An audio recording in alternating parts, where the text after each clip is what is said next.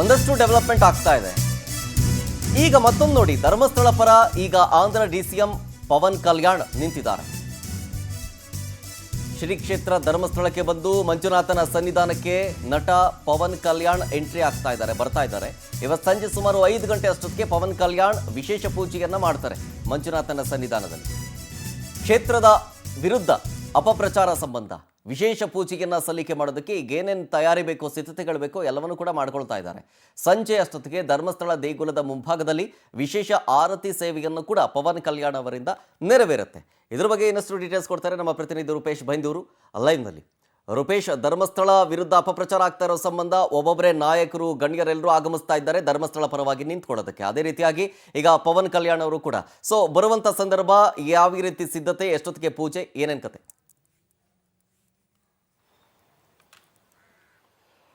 ಇವತ್ತು ಯಾಕಂತ ಹೇಳಿದ್ರೆ ಧರ್ಮಸ್ಥಳಕ್ಕೆ ಆಂಧ್ರದ ಡಿಸಿಎಂ ಅದೇ ರೀತಿ ನಟ ಪವನ್ ಕಲ್ಯಾಣ್ ಅವರೇ ಬರ್ತಾರೆ ಅನ್ನೋಂಥ ಮಾಹಿತಿಗಳು ಸಿಗ್ತಾ ಇದೆ. ಯಾಕಂತ ಹೇಳಿದ್ರೆ ಆ ಧರ್ಮಸ್ಥಳದ ನಿರಂತರವಾಗಿ ಅಪಪ್ರಚಾರ ಮಾಡಲಾಗ್ತಾ ಇದೆ. ಈ ಮೂಲಕವಾಗಿ ಹಿಂದೂಗಳ ಶ್ರದ್ಧಾ ಕೇಂದ್ರವನ್ನೇ ಒಂದಿಷ್ಟು ಹಾನಿ ಮಾಡುವಂತ ಪ್ರಯತ್ನಗಳನ್ನು ಮಾಡಲಾಗ್ತಾ ಇದೆ. ನಾವು ಹಿಂದೆ ಗಮನಿಸಿಕೊಂಡಿದ್ದೇವೆ, ತಿರುಪತಿಲಿ ಯಾವ ರೀತಿ ಅಭಿಯಾನ ಆಯಿತು, ಅದೇ ತುಪ್ಪಕ್ಕೆ ಬೇರೆ ಬೇರೆ ರೀತಿಯಾಗಿರ್ತಕ್ಕಂಥ ಕಲಬೆರಕೆ ಮಾಡಿದ್ರೆ ಅಂತೇಳಿ ಆಯಿತು. ಅದಾದ ಬಳಿಕ ಅಲ್ಲೂ ಹೋರಾಟ ಆಯಿತು.